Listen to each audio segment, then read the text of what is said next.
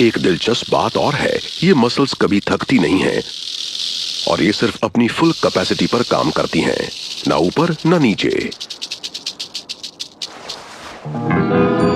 इसी तरह का मसल कंट्रोल थेल्मा को उसके अफ्रीकन कजन से जोड़ता है, लेकिन बिल्कुल विपरीत तरीके से।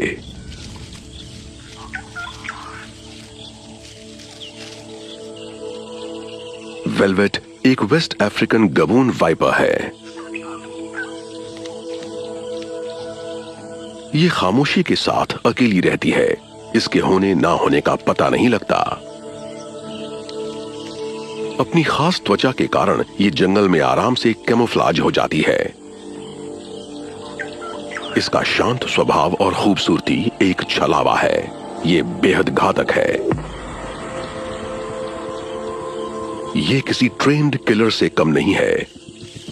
इसका मसल कंट्रोल लाजवाब है और इसके सब्र की कोई सीमा नहीं है। ये शिकार के लिए कई दिनों, हफ्तों या महीनों तक बिना हिले डुले इंतजार कर सकती है और फिर अचानक हमला बोल सकती है। ये 5 सेंटीमीटर लंबे नुकीले दांतों से लैस है। किसी और वाइपर के न तो इतने लंबे दांत होते हैं और न ही कोई और प्रजाति इतनी बड़ी और भारी भरकम होती है।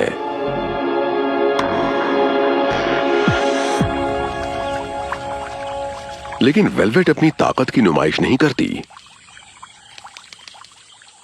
जान बचाने की बात अलग है, वरना ये शायद ही कभी किसी पर हमला करती है। ये हमेशा छिपी छिपी रहती है, लेकिन जब बाहर आती है तो संभलने का मौका नहीं देती।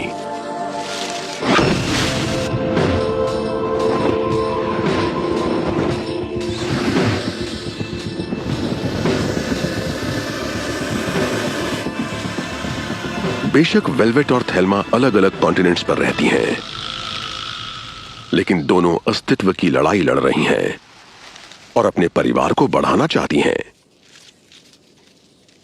जीवन के चक्र को आगे ले जाना चाहती हैं।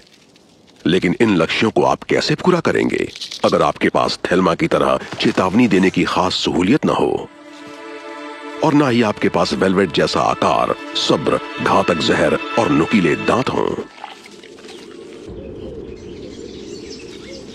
नाला से मिलिए। ये थेल्मा जितनी रॉबीली नहीं है और ना ही वेलवेट जितनी सुंदर।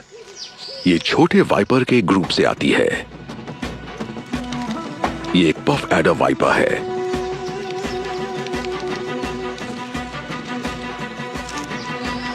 आकार छोटा होने के बावजूद ये प्रजाति अपने शिकार पर बहुत भारी पड़ती है। ये अफ्रीका से लेकर दक्षिणी अरब तक पाए जाते हैं। वाइपर की कोई और प्रजाति इतने बड़े इलाके में नहीं फैली।